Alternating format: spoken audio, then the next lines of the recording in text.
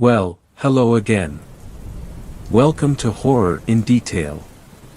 Today we are going to share Wendigo and Skinwalker encounter stories. First story. This story was shared by u/altballsdeep, so credits to him. They burned down an entire forest to cover up something horrible.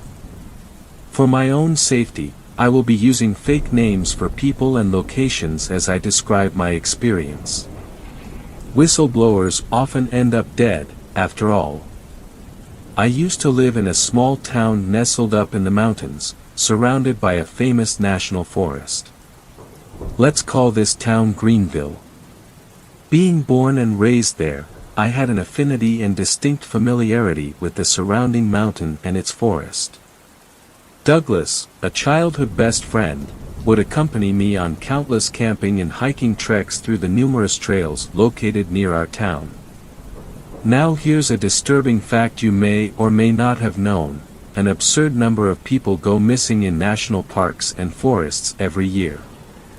A quick Google search will tell you that 1,180 people have gone missing in national parks between 2018 and 2023. That boils down to almost 300 people going missing every year. Why do I bring this up? Well, over a dozen people have gone missing in the national forests around Greenville in the 20-odd years I lived there. And it's a miracle that Douglas and I did not end up being among those numbers. You see, Douglas and I had a few disturbing experiences in that forest over the years. Back in the summer of 1999, we went out with our dads on a camping trip. Being adventurous and reckless kids at the time, Douglas and I snuck off the main trail and got out of sight from our parents. We spent hours playing hide and seek in the woods, looking at strange plants and poking at ant hills. You know, pre-teen boy stuff. Well, we started to panic when it got dark and we couldn't find our way back to the trail. "Dad? Where are you?" We both cried and called out. Soon the sun had dipped beyond the horizon, blanketing the forest in twilight. "Adam, I'm scared," Douglas said, jumping at the sound of an owl hooting in the distance.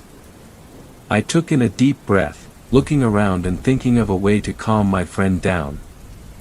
That's when we heard something ahead of us.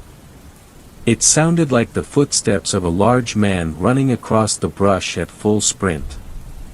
Focusing my attention to the source of the sound, I scanned the tree line and caught a glimpse of a shadow darting between the tree trunks. Whatever made those huge footsteps moved like lightning between the trees, so fast you could blink and miss it. My heart dropped when I realized this shadow creature was zigzagging its way forward, towards where Douglas and I stood. "What the hell is that?" Douglas asked, his voice cracking in panic. Grabbing his arm, I tugged on him and started running in the opposite direction. "I don't know, but we need to get out of here." We ran through the forest, weaving between the trees until my lungs burned from the strain of running. I only looked back once, seeing the creature gaining on us at an alarming rate. For a brief moment, I thought I saw glowing amber eyes attached to the creature's blurry and distorted face.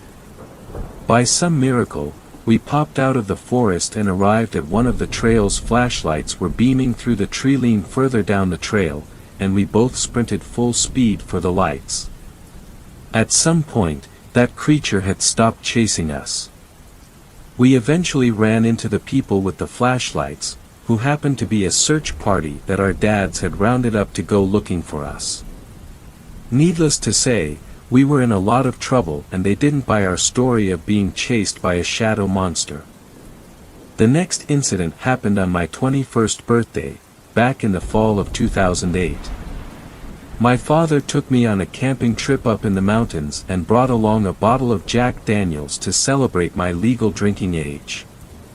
The plan was to set up camp, get drunk but not totally hammered, and maybe hunt some squirrel the next morning with my .22 long rifle. Well, we arrive at the campsite, get everything set up, and all seems to be going normal. That is, until nightfall. I had just downed my third shot of whiskey when a screeching sound wailed out into the cold night air. My dad, who was off relieving himself on a tree just outside the glow of the campfire, laughed in response to the noise. "What's the matter, kiddo? Jack on the rock's too strong for you." He stumbled back over to the campfire, fixing up the zipper on his jeans. "I didn't make that sound," I told him. He raised an eyebrow before grinning at me, like he thought I was messing with him. Just when he was about to say something, that screeching sound erupted into the night air once again. It sounded much closer than before. "What in the hell?" my dad shouted, looking around at the darkness surrounding our campsite. He rushed over to his tent and brought out his old lever-action hunting rifle and my comparably tiny .22 long rifle and tosses me my gun. "What was that?" I asked, checking my rifle and turning off the safety. He loaded up a round in his gun and brought it up close to his chest, ready to aim. In all the years I knew my old man, I had never seen his eyes so wide and full of alarm. "Boy, I don't know," he said, keeping his head on a swivel. "Been hunting out here for years and I ain't never heard an animal make a sound like that. Can't be good." I sat by the campfire, my hands shaking and unable to think of anything to say. Then the sound screeched out a third time, seemingly from somewhere right above me in the tree canopy. Taking me off guard, the screech made me jump back in fear, nearly causing me to soil my pants. If I could describe the sound, it had to be a mixture of a dying coyote and the strained vocal cords of a human child screaming in pain. Well, my dad wasn't having any of it. When he heard that sound booming from right above where I sat, he cursed and took aim with his rifle. The blast temporarily lit up the surrounding woods with the muzzle flash and sent a crack echoing through the wilderness. Following the gunshot, I heard a loud thud on the forest floor, as if something heavier than a grizzly bear had just jumped off the highest tree branch. Heavy footsteps followed, indicating something had broken out into a full sprint heading away from our campsite. We didn't get any sound sleep that night despite having some alcohol in us, and luckily the rest of the trip went by uneventful. The final experience I'll talk about before I reveal the truth is a gruesome one, so if you're squeamish, please be warned. A few years ago, a young woman went missing in the woods around Greenville. She was a local of the town, so everyone had come together to form a search party and look for her. That's just what we were about. A small town was a close-knit community and we looked out for each other. Douglas and I decided to join the search party and we were assigned to comb through the far northeastern section of the woods. We scoured the woods, calling out that woman's name for hours. "Jessica, are you out here?" She never turned up. Eventually, it got late and we had to turn back. Even though we brought flashlights along, the search party advised us not to go too far out at night since it could risk more people getting turned around and lost. Remembering the other chilling experiences I had in the forest at night, I had no problem with that stipulation. Douglas, on the other hand, didn't quite agree and indeed grew irritated that we had to pack up and leave before nightfall. You see, Douglas had a bit of a romantic interest in Jessica, so his motivation to find her ran much deeper than mine. Which is exactly why he stopped when he saw a small cave nestled between the trees on the side of the mountain. This cave wasn't unusual. There were plenty of them all over the mountain hidden within the forest, which made excellent hibernation dens for the local black bears. For that reason, I adamantly protested when Douglas suggested we go looking in the cave for Jessica. "Come on, maybe she took shelter in there. We gotta at least look." He drew closer to the cave, taking out the flashlight and shining it through the maw. At this point, Twilight had crept in and detouring through a possible bear cave was the last thing I wanted to do. You want to go in there, fine. I'll stay out here and wait. I gave him a dead serious look. He scowled and turned to enter the cave, calling me a coward and a few other choice names as he entered. Taking a seat on a nearby rock, I waited and kept the flashlight on, pointed at the cave. It grew darker and my anxiety began to rise. What was only a few minutes had felt more like hours. When the silver glint of the full moon began to peek through the tree canopy, I cursed and turned to face the cave. "Doug, are you done looking around yet?" My voice echoed back from the cave. Just when I thought there wouldn't be a response, I heard my own voice speaking back to me. It said the same exact thing, albeit in a much lower, almost choppy and broken-sounding voice. "Doug, are you done looking around yet?" Frozen in place, I didn't know what to think. I heard my echo, and then the voice of something repeating my words back. I could feel my heart exploding in my chest as I turned to examine the forest around me. While I had my back turned to the cave, I heard Douglas scream. Quickly shining my light back to the entrance, I heard his footsteps crashing on the stone as he raced out of the darkness. His breathing had been elevated to hyperventilating levels, and he spoke incoherent nonsense. "Dude, it's horrible, oh my god dude." He fell to his knees, sobbing uncontrollably as he dropped the flashlight. "Whoa, calm down, just breathe and tell me what's wrong."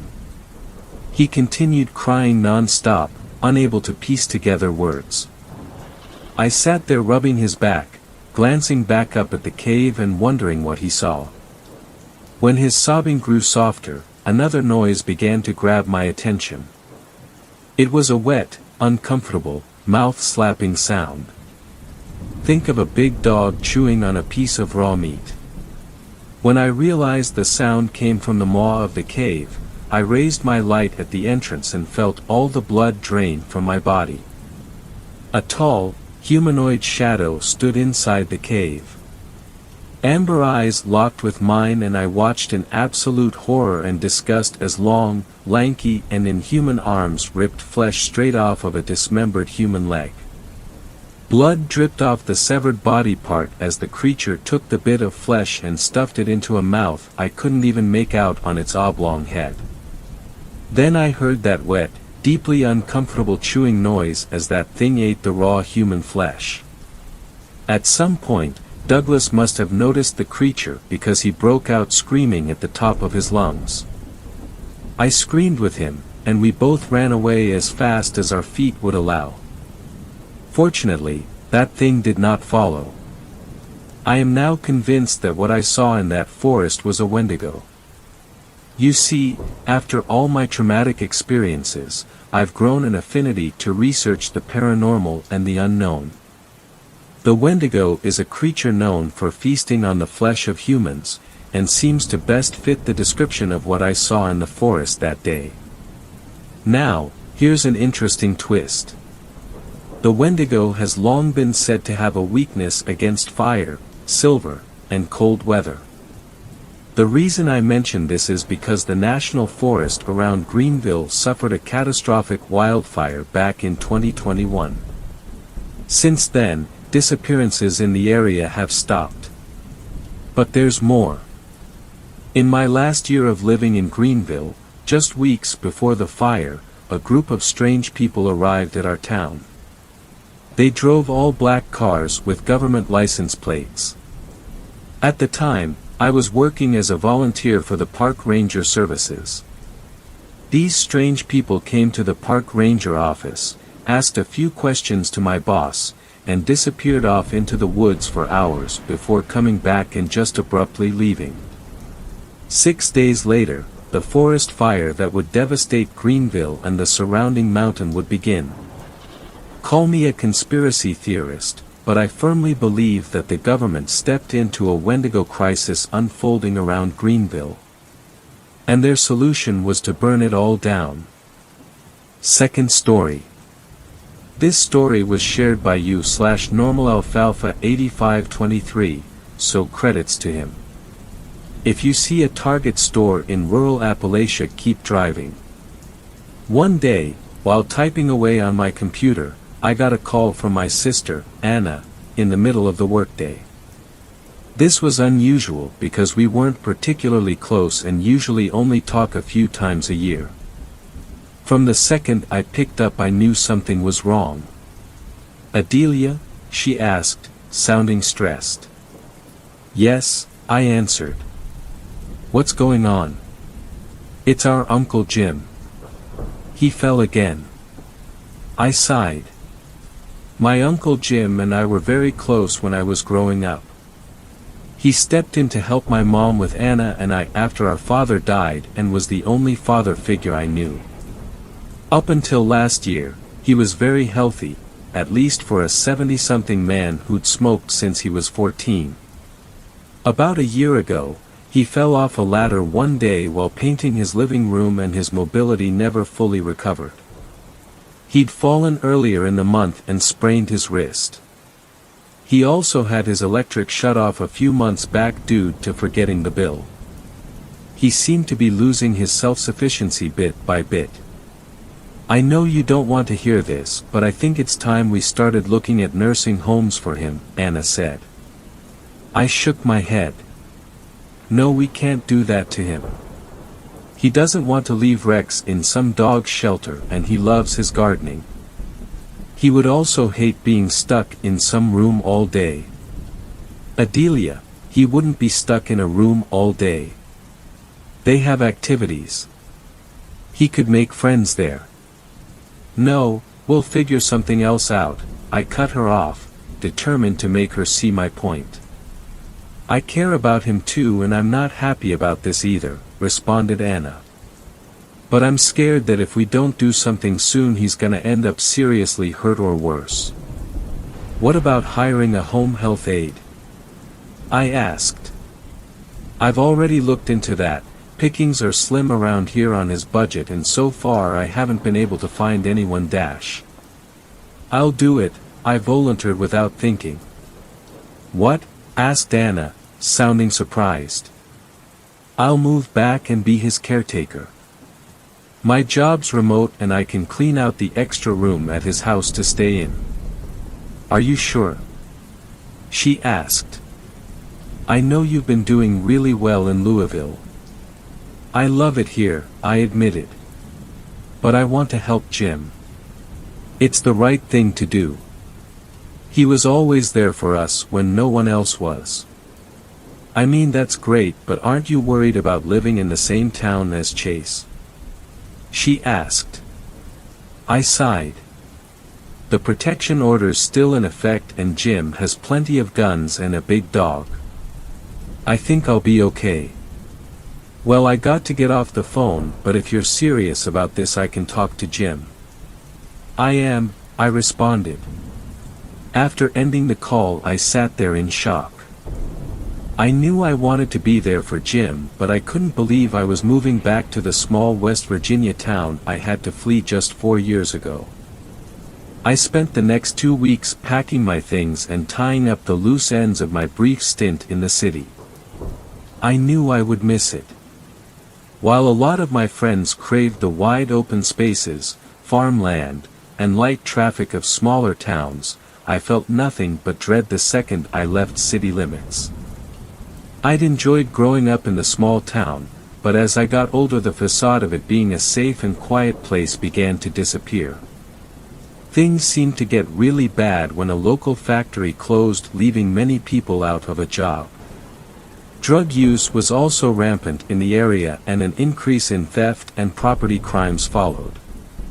Small businesses closed due to the lack of income and it was generally accepted that anyone who didn't move away would likely spend their lives in poverty. The lack of employment wasn't the only reason I left. I was a freshman in high school when I met Chase, who was a senior. I quickly fell for him and moved in with him immediately after graduation. Although he'd been controlling throughout our relationship, I never knew he was capable of violence until his first outburst a few months into us living together. I left a year later. Unfortunately, Chase didn't take the breakup well and immediately began stalking me. I would often notice his car driving past my home and place of employment. He also wrote me unhinged letters accompanied by flowers, sometimes alive, sometimes dead. I went to local police several times for help and was basically laughed off or told this was just a relationship issue that I needed to work out. Chase had a cousin in the police force, which likely didn't help my case. I had few ties to the small town, especially after my mom passed, and decided the most rational option would be to leave. I arrived at Uncle Jim's just a few days after the call from Anna. Anna and her husband stayed for a few hours to help me get settled in.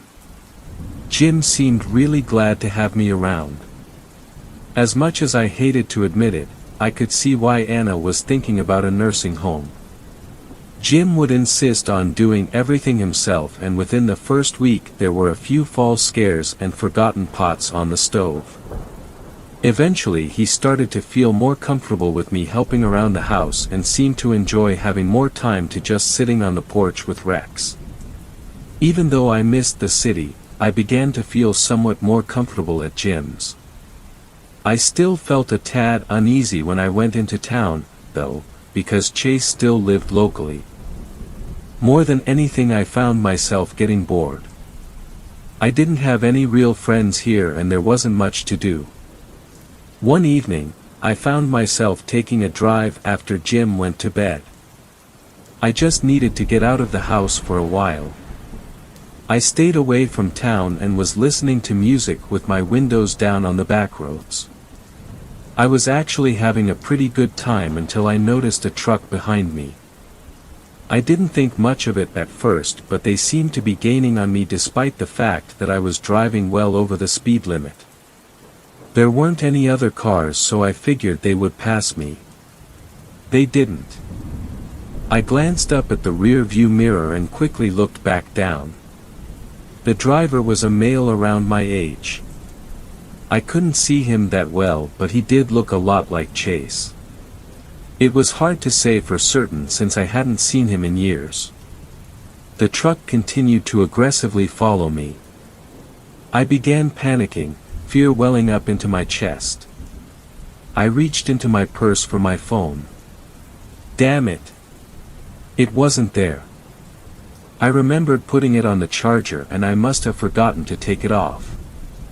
I could feel myself start to hyperventilate, but I knew I had to stay in control. Abruptly and without thinking, I took a sharp right turn onto a single-lane dirt road. Despite it being dark, I turned off my headlights and sped forward. I took a few random turns, one left, one right, then another left. Luckily, I didn't see any sign of the truck once I turned off. I began to wonder if I overreacted. Maybe it wasn't Chase after all. Either way, the driver still seemed questionable. Why tailgate someone for so many miles out in the middle of nowhere when you could easily pass? I quickly realized that I didn't know where I was. Great. Now I was lost at night with no phone. I tried my best to navigate my way home, but nothing was looking familiar. Just as I was losing hope, I saw a light ahead. I couldn't believe what I was seeing. The familiar bright red sign of Target. But how? I glanced around and didn't see anything nearby. No other stores, homes, or businesses. I knew from experience that Target stores are never in small towns. Certainly not on the outskirts of a small, impoverished town in West Virginia.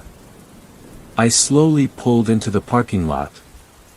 I didn't see any other cars there. It was pretty late, so maybe they were closed. I decided to walk up and see. I missed shopping at Target while living in Louisville, and it would be nice to be able to get some things to make my room and office at Jim's feel more like home. To my surprise, the store was open. The glass doors opened as I approached. I grabbed a cart, excited to start shopping. I started in the cosmetics aisle, grabbing a few facial creams. I quickly noticed something unusual. There seemed to be no one else in the store. I didn't see any customers or employees. I figured maybe they were just short-staffed and not busy this time of night. I also noticed there was no music playing overhead. The only sound I could hear was the light buzzing of the fluorescent lights. I continued to walk through the aisles and made my way to home decor. I saw a cute storage ottoman that would be a great fit for my room. When I picked up the box, I noticed it was covered in a thick layer of dust. I coughed. I glanced around and noticed a few items similarly covered. I continued with my shopping, albeit slightly annoyed at the dust. I was looking at some containers on a lower shelf when I noticed black shoe prints on the ground. This place wasn't very clean for a Target, but I shrugged it off. I would need to get used to things being different here. I remembered that Jim had mentioned needing some more ibuprofen, so I decided to take a look at the medical aisle. I was grabbing a box of ibuprofen when I noticed a row of nebulizers. While I wasn't surprised to see this in the medical aisle, I was shocked at how many types they had and how much of the shelving they took up. The first few rows consisted of ones I'd seen before when my mom was in the hospital. But as I glanced down, I noticed more unusual looking medical devices. They looked vaguely familiar, like maybe I'd seen them before in an antique store. Some looked brand new while others were rusted and covered in dust. I also noticed a bunch of oxygen tanks further down the aisle. Like the nebulizers, some looked brand new while others looked like they were decades old and worn. Nothing in here made sense. Why would a Target have all of these oxygen tanks and vintage medical supplies? Was it even safe to store the oxygen like this? I paused and picked one of the older-looking breathing machines up. As I tilted it, a black liquid spilled out. I dropped it and wiped my hand on my pants, cussing to myself. I started getting a bad feeling. I was in a strangely placed Target on the outskirts of my hometown that appeared to have no one else in it but did stock strange items that don't belong in Target. I started to wonder if maybe the store was abandoned. I contemplated abandoning my cart and leaving the store, but as dumb as it sounds, I hadn't been able to buy anything special for myself in a long time, and I was really hoping to get what I came in for. I made my way up to the front and noticed there were no self-checkouts. I glanced around looking for an open checkout. The lights on each line were off and I didn't see any workers. "Hello?" I called out hesitantly. There was no response. I was starting to walk back towards the doors when I noticed a worker. His back was turned, but I recognized the red shirt. "Hey," I called out. He didn't answer and continued walking away. Feeling frustrated, I decided to head home. As I tried to leave, the glass doors stood still. I tried pulling them apart, but they wouldn't budge. My heart began to pound. I felt trapped, like a caged animal. I was stuck, alone, in this weird store that defied all common sense. Out of the corner of my eye, I noticed a clock. It was 10 p.m. on the dot. I started to reason with myself. Yes, the store's a little off compared to the Targets where I was from, but the doors are probably only locked because they close at 10, and maybe the employee was just wearing AirPods or had hearing issues.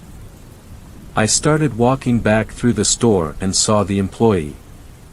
His back was turned again and he was walking ahead of me. I continued to try to call out to him with no response. Finally, I got close enough and tapped him on the shoulder. He turned his head to reveal a blank canvas of skin with no facial features present. This person, or whatever it was, has no eyes, mouth, or nose. I jumped back in horror and ran. I ran further into the store, not stopping to look back. I couldn't believe how big the store was. I'd been running for so long without hitting a wall or seeing another exit, and the store appeared to go on indefinitely. I noticed that the light was becoming dimmer and dimmer as I went forward. It was almost in the dark by the time I stopped running.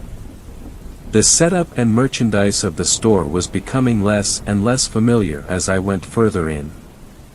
The aisles in the darker section of the store were filled with bags of coal, rusty-looking gas masks, and a variety of tools that looked decades old. I noticed that I was hearing faint noise. Footsteps and hushed voices. I glanced around to see that there were other people in the store. At first I felt relieved, especially when I saw they had faces, unlike the employee. But then I noticed something was off. All of the people were covered head to toe in a sort of black dust. They were also dressed in clothing that looked over 50 years old. Some wore gas masks, others didn't. A few had headlamps.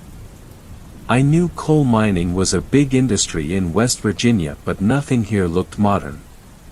One of the men turned to look at me. His eyes widened and he began sprinting towards me, steel pick in hand. I ran but tripped and he quickly caught up to me. He was hovering over me and I was certain the pick would soon be crashing into my skull when another man pushed him away and I took off. At this point I was so deep in the store that it was pitch black. I saw people walking around but tried to avoid being noticed. I saw a faint light towards the back of the store. It was a cave with people surrounding it. The entrance glowed orange like a fire was lit. I hid behind a shelf and tried to figure out what they were looking at. Someone emerged from the cave and an empty mine cart followed in tow. A man walked up to it and began emptying huge bags into it, the contents of which crashed against the walls of the trolley. I could see the outline of the last few bits coming out of the bag. Bones. I stood there frozen in terrified silence watching this strange ritual play out. Little did I know, it would only get stranger. I heard loud footsteps and the floor vibrated beneath my feet. I could see a shadow from within the cave. It appeared to be hunched over, as if it was too tall to stand up straight in the cave. As the figure emerged I could see it was humanoid in shape and stature but had a generous display of antlers. I remembered Jim telling us kids legends about Wendigos in the area. He claimed to have encountered one while hunting.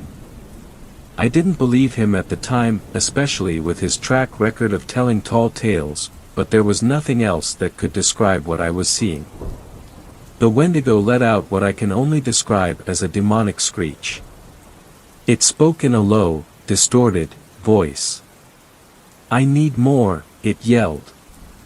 The man standing next to the trolley said something in a quiet voice that I couldn't make out. The Wendigo lowered its head so it was eye level with the people standing there and snarled, causing a few of them to jump back.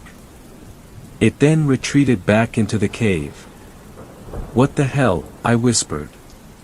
Just then, a hand covered my mouth. I turned around and noticed it was the same man who pushed the guy who attacked me earlier. His skin was hot to the touch, almost burning my lips. I tried to scream but he tightened his hand around my mouth. He whispered to me, "You need to stay quiet or you're going to end up in that mine cart. If you keep quiet I'll help you get out." Apprehensive, I nodded. He took his hand off. He glanced around and motioned for me to follow him. He pulled me off into an aisle as there were a lot of people walking back from the cave. "We need to give everyone a few minutes to clear out before looking for the way out," he said. "There's a janitor's closet up front. We need to make a beeline for it and stay as quiet as possible, got that?" I nodded. We were able to get into the closet safely. The man lit up some archaic-looking lantern. And I was able to see his face for that first time. He looked to be late 20s and was covered in soot like the others. Despite his gritty appearance, he had kind-looking eyes. "What is this place?" I asked, stammering. The man chuckled.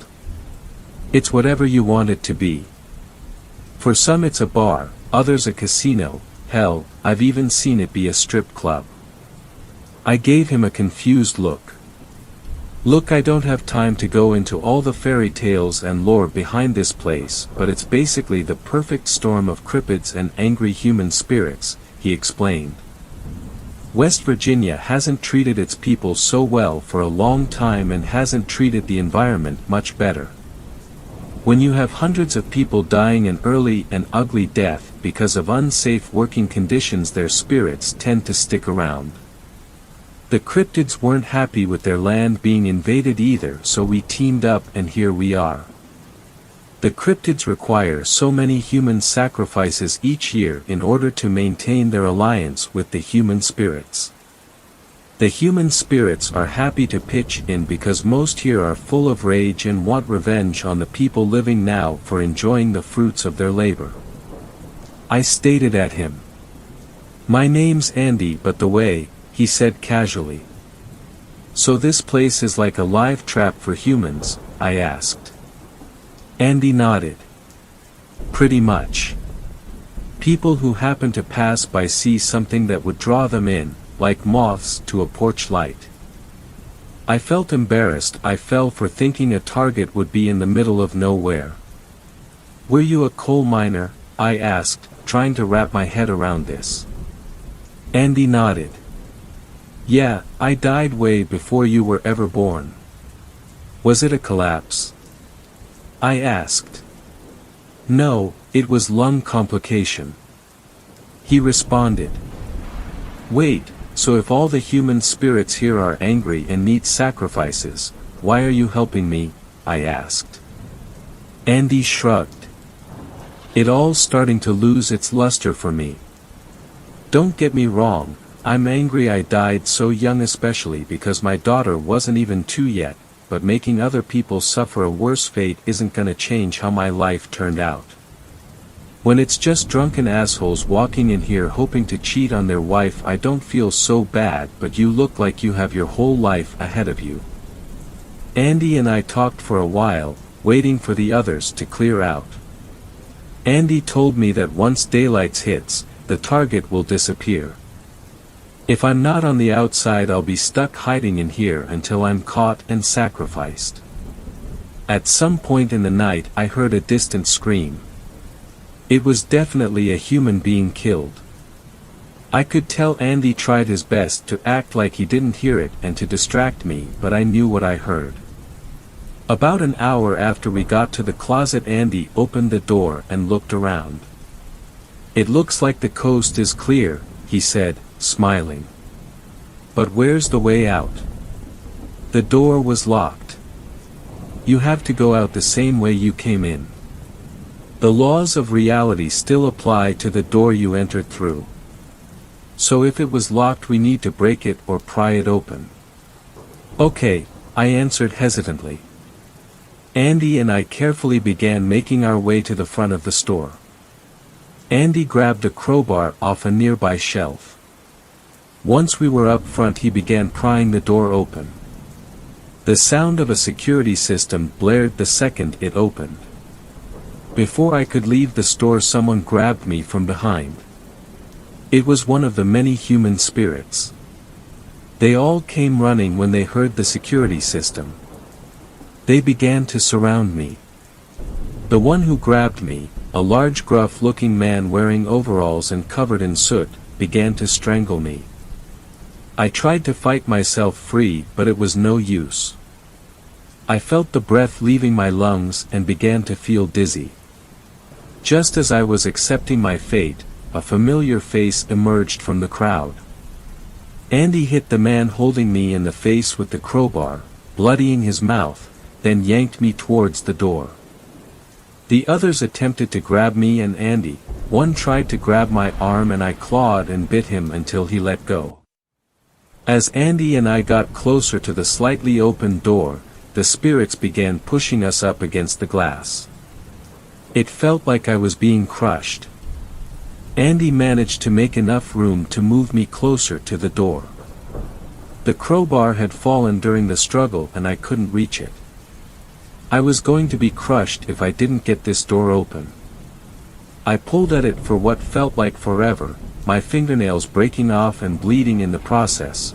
Then it finally opened enough for me to skip out and I ran out. I turned back to see the others were angrily turning on Andy. "Adelia, take this and give it to my daughter."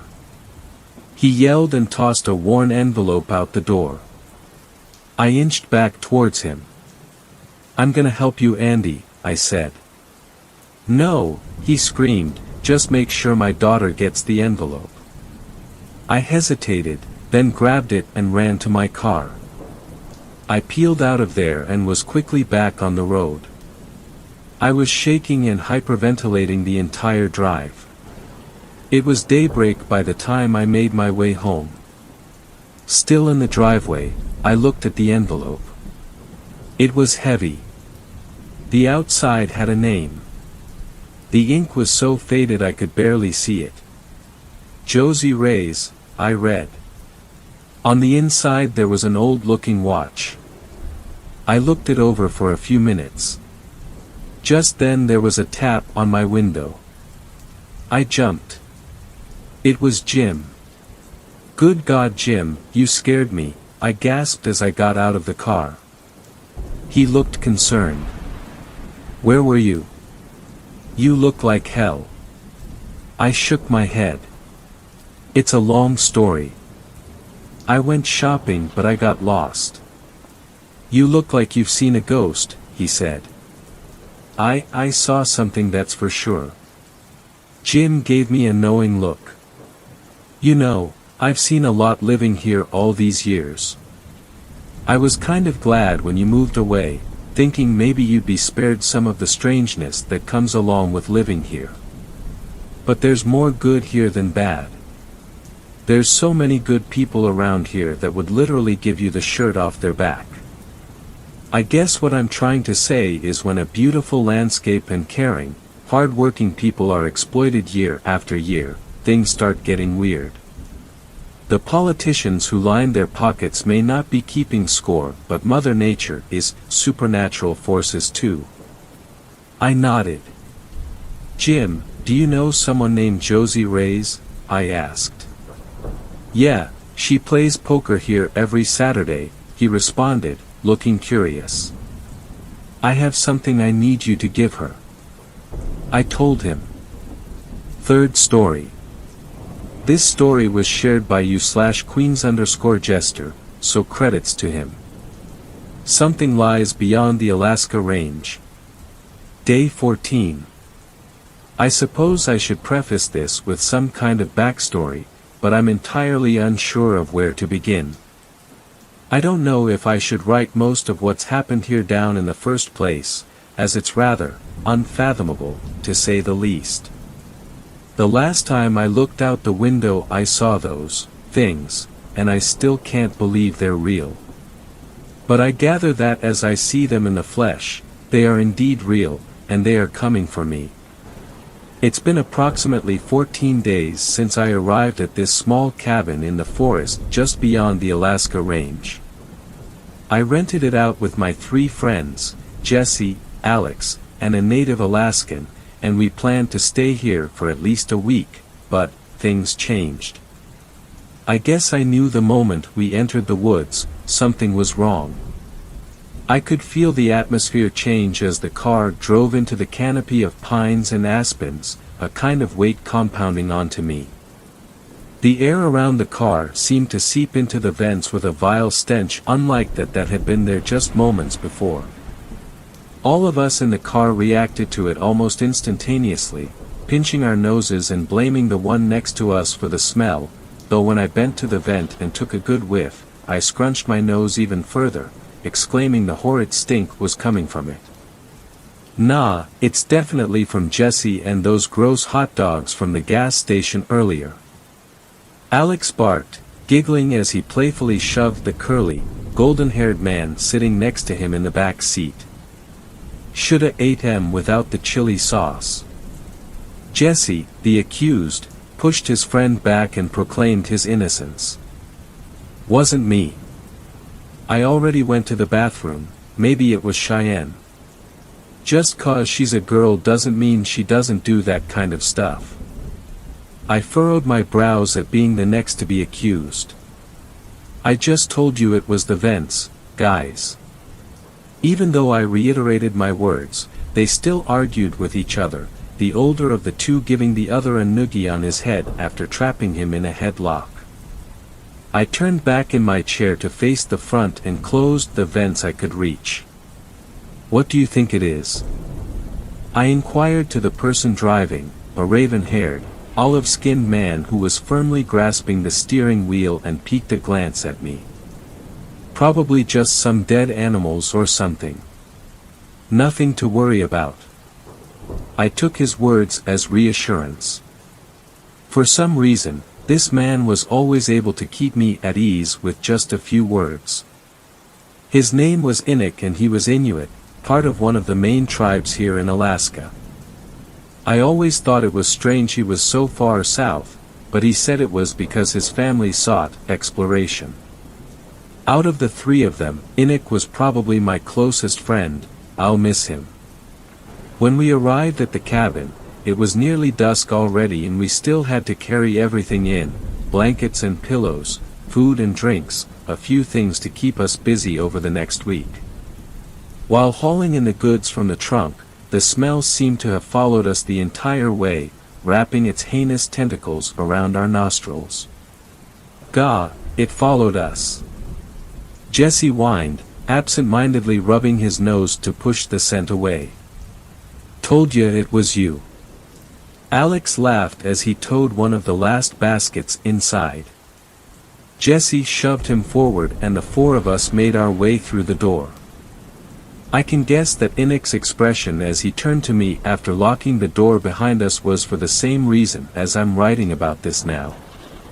He saw something as he closed the door, or knew something from the weird smell outside, or something.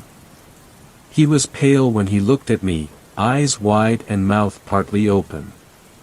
His brows were slightly furrowed as well, but when I inquired, he just cleared his throat and shook his head. It's nothing. He let out a brief, airy laugh. Just wanting to know what was in those hot dogs Jesse ate. Inuk walked past me and towards the other two men, helping to unload the crates and put away the goods in cabinets and the fridge. For a little while, we all sat back drinking beer and playing cards. We eventually cooked up some hamburgers and brats on the indoor griller and Alex got the antenna just right on the TV for a few channels to come in. It was pretty late in the evening when we all headed in for the night, Alex and Jesse taking the room at the end of the hall, Inuk in the bedroom just before the bathroom, and I slept on the lounge chair. I believe it was around 3, maybe 4 in the morning when I was jolted awake by a loud bang at the front door. I shot straight up and let the blanket tied around my midsection pull around my feet as I stood at the base of the couch. I waited for a moment or two, wondering if I was just hearing things in my head from a dream when all of a sudden another thud, and another thundered in the air. The sharp sound sent me back into a sitting position and I recoiled to the corner of the lounge section, pulling the blanket up over my knees and around my back, hoping this was just a bad dream as fear rippled through me. When more and more thuds came from the other side of the door, Inuk and the others came running into the living room and had to yell to be heard. What the hell is that? Alex barked, watching the front door literally vibrate with each new bang. Enoch moved to me and asked if I was okay, wrapping a hand around my back and squeezing my shoulder in reassurance. The noise became louder and louder. We were all sure it, whatever it was going to break through and get inside, but just as the sound seemed to reach its peak, it stopped.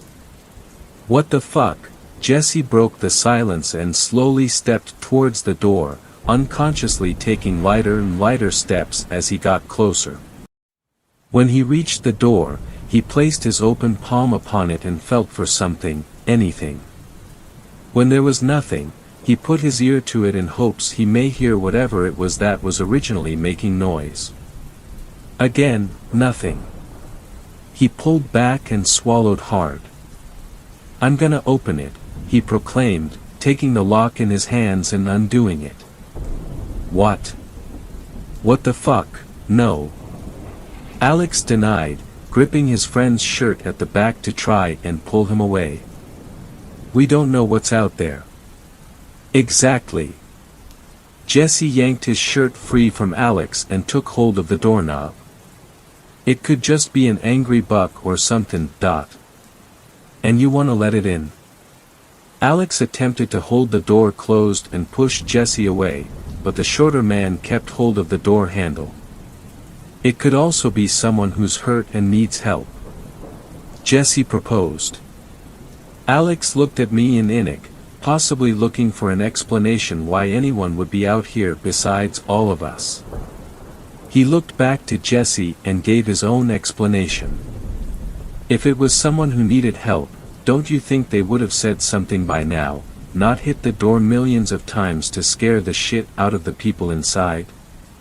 And anyway, how does whoever or whatever it is know there's people in here in the first place?" Jesse was moving to push Alex out of the way and pull open the door when a new sound erupted, a sharp pair of nails scraping the wood of the door from the very top to the bottom.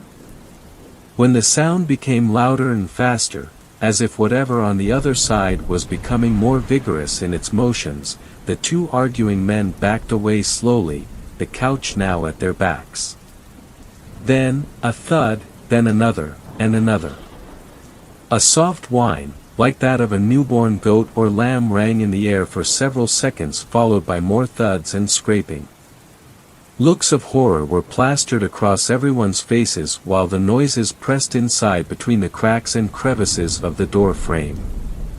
"What in the holy hell?"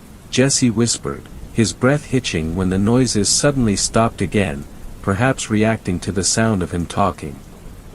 For a few moments there was complete silence, but it was quickly abashed by the feeling of dread that washed over us as we noticed the doorknob begin to turn.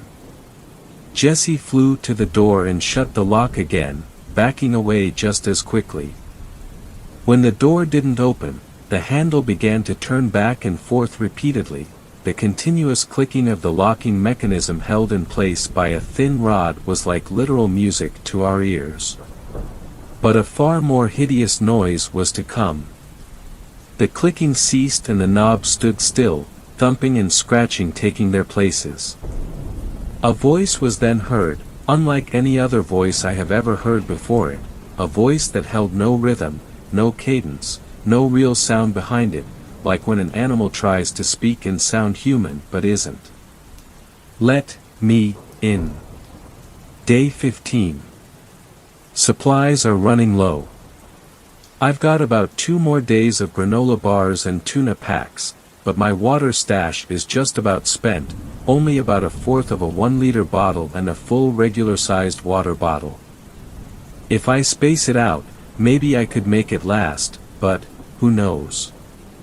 I would have spent more time planning out my food situation had I known my trip to this godforsaken cabin was going to be extended this long, but no one really knows what the future holds. I'm really starting to hate the fact that I'm alone, too. I can hear those things whining and wailing each night, calling out to each other, waiting to see how they get to me. I wonder if they even realize I'm here still. They must if they're sticking around. To clarify, I'm currently in the attic, stored away with a crate that held a small collection of food and the water that was previously in the fridge at the start of this trip. To tell you how I got here, let me continue the story from last night.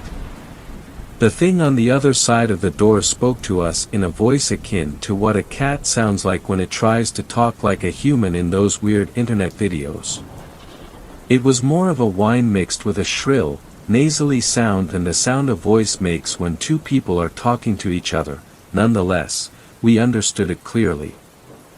"Let me in." More bangs followed soon after, but each of us were glued to the sofa, not moving an inch from where we sat and not making a single sound in response to whatever it was talking to us. This seemed to go on for forever, the banging, the scraping, the whines, but in reality, it had to have been only for about 3 or 4 hours, because when daylight broke over the horizon the sounds died down. Still, none of us dared move a muscle until we felt comfortable enough that the thing was gone, or at least lost enough interest to find a new target to scare the crap out of. When that happened, Alex was the first to get up, slowly creeping up to the door but stopping a few feet from it, perhaps deciding against what he and Jesse had just done a few hours before. He turned to the rest of us and cleared his throat before speaking. "We need to leave, now," he declared. "We need to get our shit, and fucking leave." Before any of us could protest, Alex moved to the kitchen, grabbed the stacked crates and began to pile the goods that had been unloaded the night before back into them. "Alex, calm down." Jesse walked up to his friend and gestured for him to slow his roll and take a breath before proceeding. "Calm down. Calm down."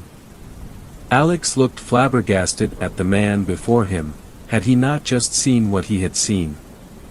"There is something out there and it ain't no deer," he deduced, shoving full bottles of water into a crate and taking out the boxes of food from the cabinets. "Well, Jesse started but was cut off." "Well, nothing. It talked. It fucking talked." Alex finished storing the food into the crates as Enoch and I joined him and Jesse in the kitchen. "Ain't no deer here or anywhere that can talk, Jesse." "It could still be a person," Jesse postulated, earning an incredulous look from Alex. "Are you kidding me? If it was a person, I ain't sticking around to find out what the fuck is wrong with it." Alex took one of the crates in his hands and hauled it towards the door, aiming to go outside. "Now I'm getting the hell out of here, y'all can come or stay, that's your choice." We followed him to the door as he sat the crate next to it and placed a cautious hand on the knob. He took in a deep breath and looked back at us. "That thing should be gone by now, so, we gotta get out of here before it comes back. Maybe more'll come, and I don't want to be here to find out just what the hell it is." "Maybe you shouldn't go out there," Enoch suggested, stepping forward and raising a stopping hand to his friend. "We don't know exactly what we're dealing with, and for all we know it could be at the other side of the door waiting for you to open it." Those words sent a chill down my back. Just the very thought that this thing was smart enough to plan an ambush attack like that meant it may not be an animal, or at least no animal I'd ever heard of. Alex breathed another apprehensive sigh but shook his head. "Even so, we got to try, right? If we don't get out of here," we were all thinking it, maybe that thing wanted to get in because it wanted us, to hurt us, to eat us, to kill us.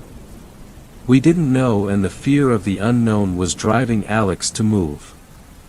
"I'm going," he stated, taking hold of the lock, twisting it open and bracing himself for what may be on the other side of the door. When he opened the door, slowly and cautiously, he was met with, "Nothing on the other side." And by nothing, I mean nothing, no birds chirping, no frogs rib-biting, no ambient forest animal sounds, nothing but clear daylight all the way to the wood line.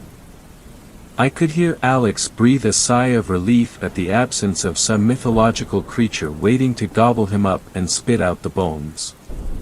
He bent to take hold of the crate again and started to walk out the door. "You coming?" Those words rang in my ears as we all watched him head for the car. He was only 10 or so feet from the trunk door when, out of nowhere, a dark flash blipped across the grass, snatching Alex and zooming out of view before any of us could get a good look at it.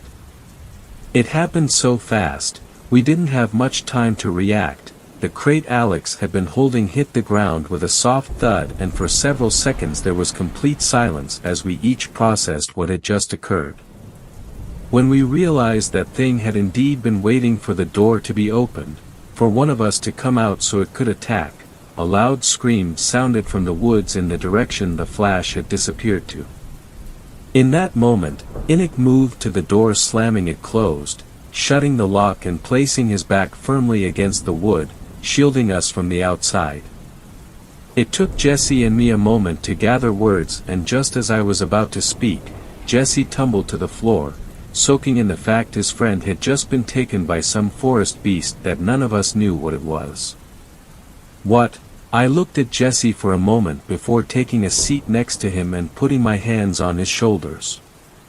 "Cheyenne, Jesse," Enoch called for our attentions. "Get up. We have to lock all the doors and the windows. Come on." Enoch rushed past me and Jesse as he moved to seal the house shut. Jesse didn't budge, but I knew I had to help Enoch, so I stood and followed him to the back of the cabin, closing the blinds to each window as I ensured their locks were securely fastened. When we got back to the living room, Jesse was still sat on the floor, now curled up in a ball with his knees to his chest and his face buried in them. "Jesse," I called out to him, approaching gently and squatting to his level. I again put my hands on his shoulders and tried to calm him. "We should dash," he cut me off. "No," Jesse yelped. "Did you see what that thing did to him? It took him. He's probably dead. And I was gonna let the thing inside." Tears started to stream down Jesse's face as he began to rock back and forth. "Alex is dead. You're probably right." Enoch's voice caught me off guard because I was trying to calm Jesse and his words would only rile him up. I gave him a disapproving glare as he continued. "That thing out there probably killed him, and there's probably more of them waiting to get us." What? Jesse questioned, eyeing the mobile Enoch while he triple-checked that the front door was locked tight. "What do you mean? How do you know?"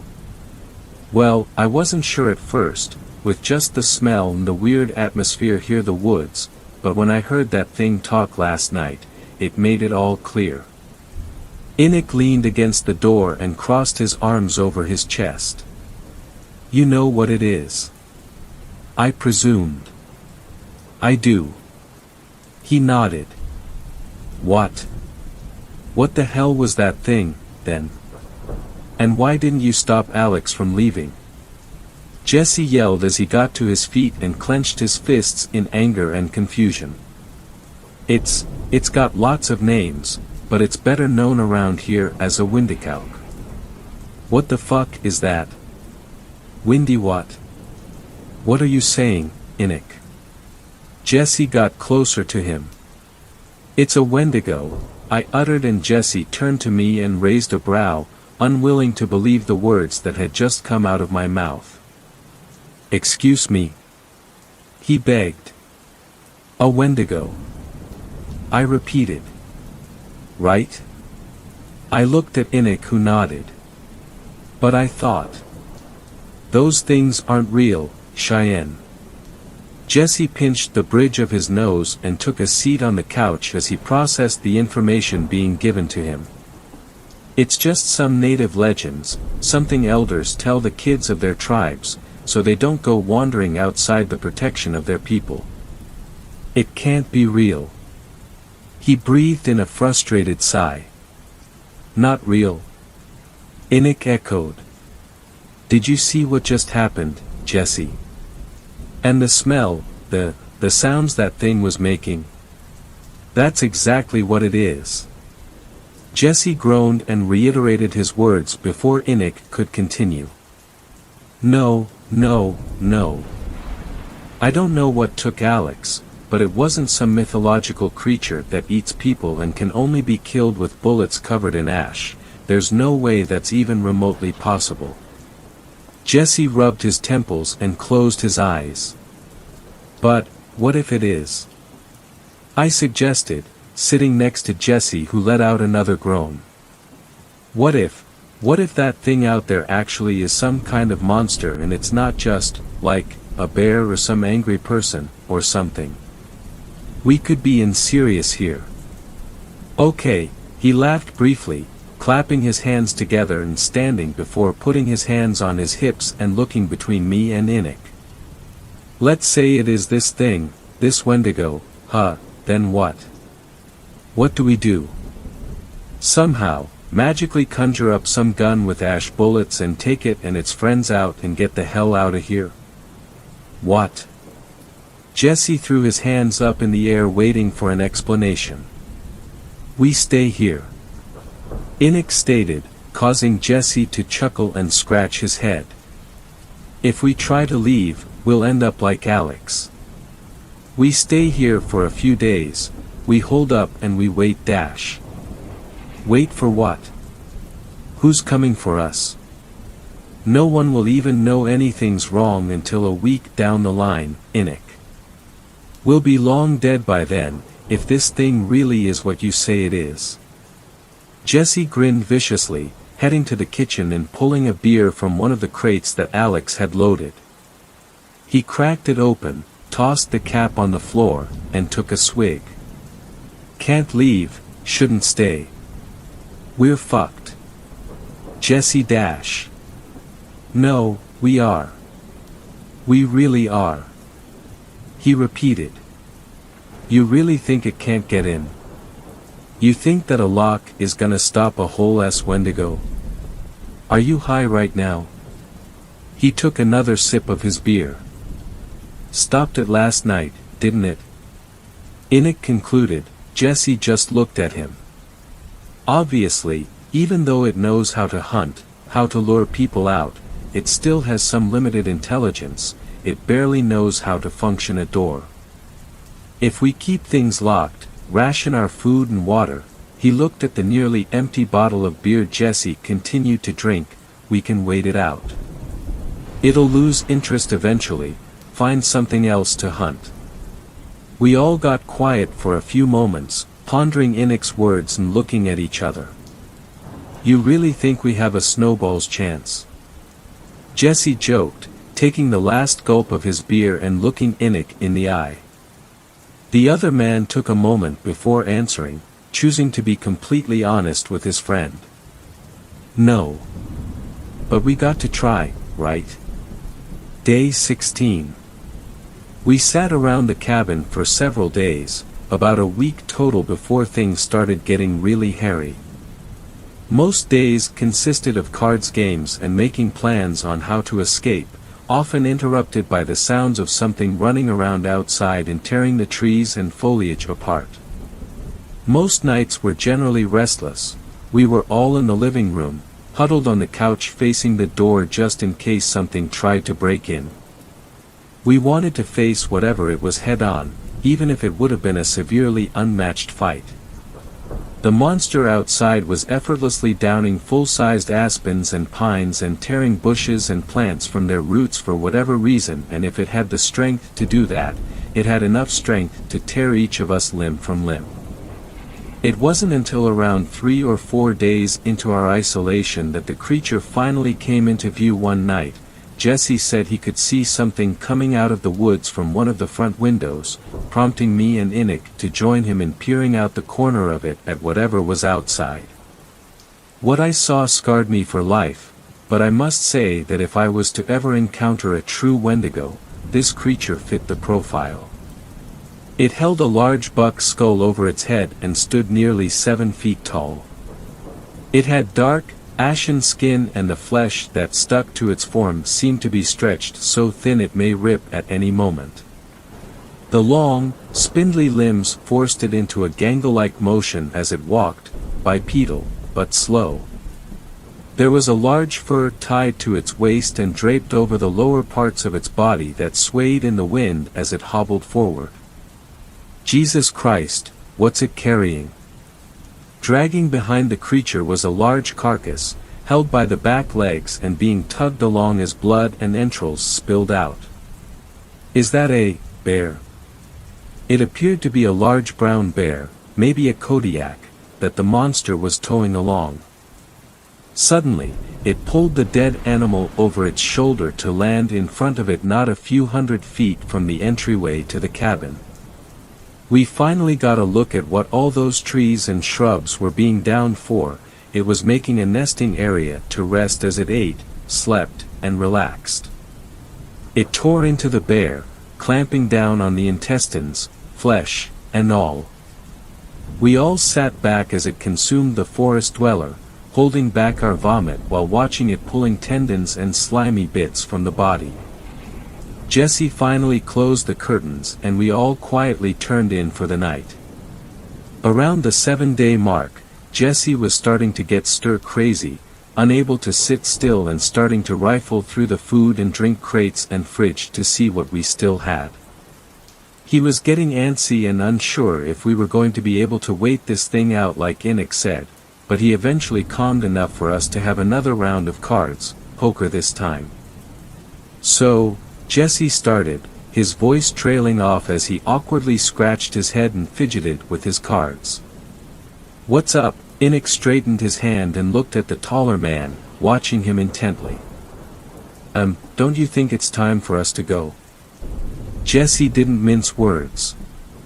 "Jesse I was about to say but Enoch cut me off. We've been through this, we have to wait. If we wait for too long, we'll starve." Jesse barked, slamming his cards on the table and turning to me. "Cheyenne, listen to me, we can't just stay here, we're gonna die." "Jesse, please I wanted to stop him, I knew where this was going, I knew this was going to be a repeat of what happened to Alex if we just let him continue with his rampage. But there wasn't much either I or Enoch could do to calm him down. No more of this negotiating and rationing and playing cards like there isn't some monster right outside waiting to eat us. We have to leave. Look." Jesse stood and made his way to the window, pulling open the corner of the curtain to show us something. "It's gone right now, out hunting or whatever, it'll be gone for a little while, this is our chance. We can go now, and it won't get to us. Cheyenne, come with me." He offered a hand to me, and I looked at Enoch who was brooding as he watched both me and Jesse move around. "He can stay here with his Wendigo." Jesse glared at Enoch who shot him daggers right back. "Jesse, I wanted to prevent him from leaving, from becoming another body, from dying like Alex. Just because that thing wasn't there right now doesn't mean it wasn't around. We didn't see it at first when Alex opened the door either, it just came from out of nowhere and snatched him up. I didn't want to lose another friend. You don't have to do this. We can stay here, we can wait." Jesse scoffed at the idea and charged past me into the kitchen. He grabbed a full bottle of beer, snapped it open, chugged it, and slammed the empty container on the table before turning back towards the door and stopping in front of it. I had followed him into the kitchen and waited at the archway that led into the living room. Jesse took hold of the doorknob once more, for the final time. I saw the handle turn and I saw Enoch move to be able to slam the door back just as Jesse left, but he wouldn't get that chance. Jesse pulled open the door to the sight of a new view. I only saw it for a second because the moment it was there, it practically sucked Jesse out of the cabin, and I dipped behind the wall of the archway and hid in the kitchen. I could only describe what I heard as the horrid screeches and shouts of someone being torn apart, as the thing must have also taken Innick. I heard a slam, like that of what the door would sound like if it had gotten shut forcefully. I stood there for a moment, waiting for something, a sound, movement, death, I didn't know. But what finally moved me was the renewed shouts and yelps from outside in a voice I recognized as Innick. The thing had gotten him, snatched him from the opening of the front door and took him like it took Jesse and Alex before. I threw my hands over my mouth and muffled my cries as tears streamed down my face. All my friends had been killed by this monster and it was coming for me next. I just knew it. I knew I was gonna be ripped limb from limb just like them. It was then that more noises began to sound from the living room, bangs and thuds at the door. It had returned for me. I jolted from my thoughts of despair and looked around. I resolved that if I was going to die, I was gonna fight till the very end, so, if I could find a weapon to help attack that thing, no matter how fruitless a task that may be, I was gonna do it. Then I saw it. The nearly invisible clip that was almost completely flush with the ceiling. An attic. I took mere moments to gather myself and charged forward to grab at the clip, just a few feet higher than me but low enough that I only had to hop to reach it. When I finally grasped it, I yanked hard to reveal the steps that led to a dusty upper level. The bangs became louder and louder, though, this time, it sounded as if the door would indeed break, the middle and the frame already beginning to splinter. I moved quickly, taking hold of a crate of food and water in each arm, and as I reached the narrow opening at the top of the meager ladder, I tossed each in and pushed them back out of the walkway. I pushed myself into the open area and tugged at the ladder with every ounce of strength in me and sealed the attic shut. Just a few seconds after it closed, I heard the undeniable sound of the front door shattering in heavy, thunderous footsteps walking into the cabin. It was inside. I heard the Wendigo walking around each step it took, sending shivers down my spine. I could hear the guttural groans, clicks, and smacks it was making with its mouth and body, unlike an animal I had ever heard before it. I then heard the creature make its way into the kitchen. I held my breath and put my hands over my mouth and nose, hoping I wouldn't make the slightest noise to alert it of my presence. When it stopped just below the entrance to the attic, I shut my eyes so tight I saw colors. I jumped clear out of my skin when it let out a shrill scream so loud, I could swear my ears would have started to bleed if I didn't cover them. Luckily, because it was so loud, it didn't hear me shift my body away from the entrance, or at least that's what I believe, or else it would have joined me long ago. When it stopped, I could hear it walk away. The sound of wood being tossed about rang in my ears for a few seconds just before I could hear nothing else. I exhaled in relief, sure to not be too loud in case there was still something inside the cabin that I just couldn't hear. I've stayed in this attic for nearly 10 days now, being as quiet as possible whenever I have to use the bathroom or whenever I'm eating or drinking. I pulled out my phone a few days ago to see if I could get a signal, but no such luck out in the wilderness like this. I've been typing up on my notepad about what's been going on so far, but I don't know how much longer I've got. I can hear them moaning and wailing every night, but it's been dark for nearly 4 hours now according to my watch, and I haven't heard a single sound from anything out there. I'm starting to wonder. Day 17. Okay, so it looks like I might have a chance. I'm not putting all my money on it just yet, but there may be hope. Innick said that those things could lose interest and find something else to hunt if you were to just wait it out, and I think that might have happened.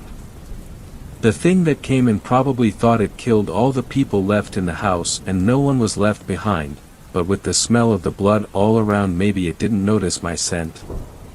I'm not 100% on that, but my thing is, I haven't heard them and the noises in the forest are back. I heard owls and even a hog last night. I thought one of those things came inside again, but then I heard a squeal and an oinking sound, like how a pig makes. I'm assuming that if the wildlife is back, then those things must be gone, or else they wouldn't dare get close enough to trail into its territory.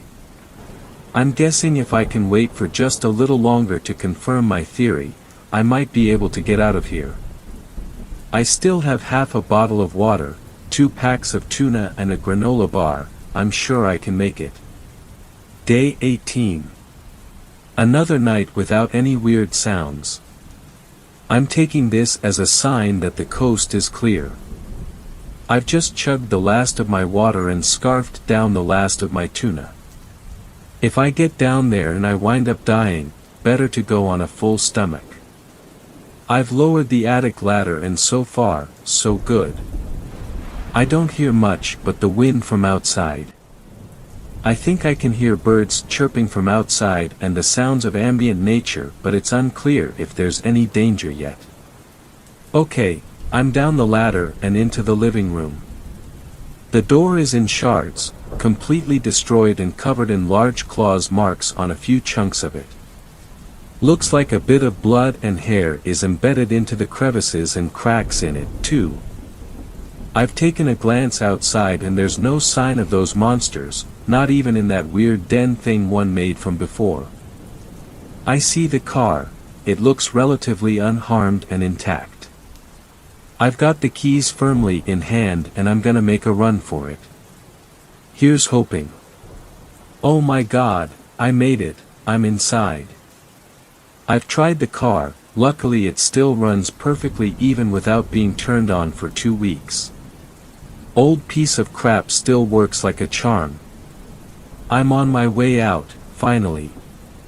I'm completely ignoring the bumps and sharp turns. I know exactly how to drive to get out of here and I'm not taking it slow just because there's a few bumps in the road. The smell from just a few days before isn't in the air anymore, it simply smells like the forest and an old car and Enoch and Jesse and Alex. Like Enoch's cologne, Alex's clothes, and Jesse's gas station hot dogs. As I take another harsh turn, I have to start wiping my eyes as tears begin to flood my vision. I'm bawling my eyes out because my friends are dead, and no one is sitting next to me complaining about my bad driving skills or why it's taking so long to get out of this damned forest. No one is arguing in the back seat about whose hair is better or whose clothes are nicer or why Jesse can't hold in his gassy hot dogs. The realization of losing my only friends in the world hits me like a freight train and I have to keep blinking and wiping my eyes because my tears are blocking my view.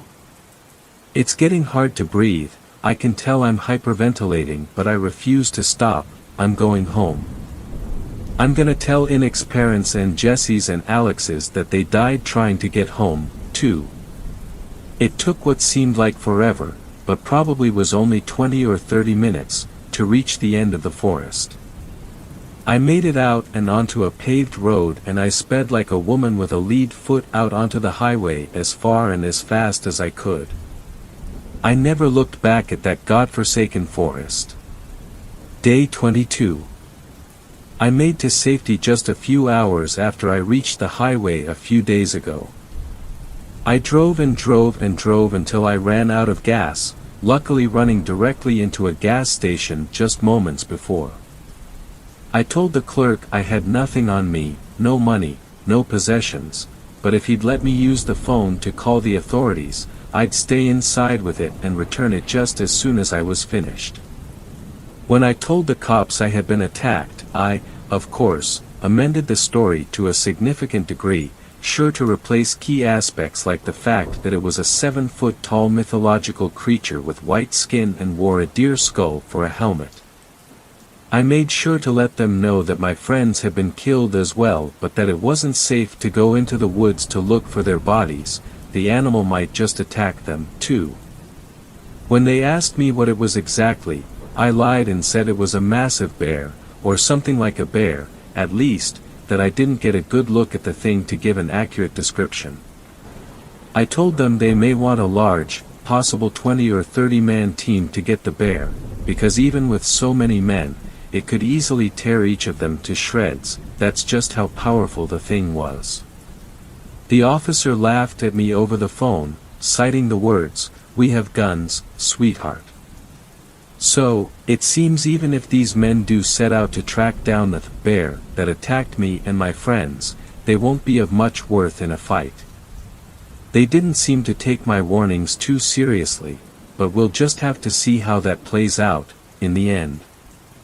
Should you ever go out to the forests beyond the Alaska range, make sure you light a fire for me and my friends, and make sure it burns good and hot, because you'll need the ash when the fire goes out. Thanks a lot for watching the video till the end. Subscribe to our channel Horror in Detail. Drop your opinions/suggestions in the comments section, and like the video as it helps with the YouTube algorithm.